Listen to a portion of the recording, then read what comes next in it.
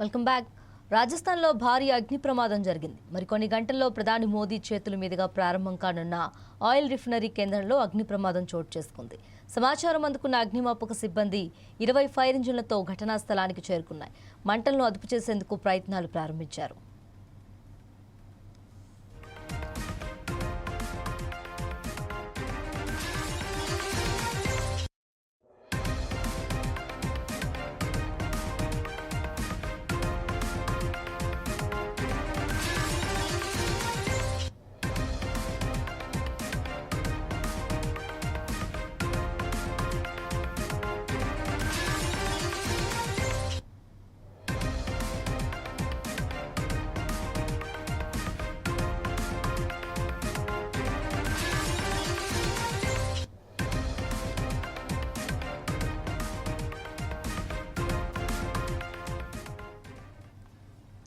రాజస్థాన్లో భారీ అగ్ని ప్రమాదం జరిగింది. మరికొన్ని గంటల్లో ప్రధాని మోదీ చేతుల మీదుగా ప్రారంభం కానున్న ఆయిల్ రిఫైనరీ కేంద్రంలో అగ్ని ప్రమాదం చోటు చేసుకుంది.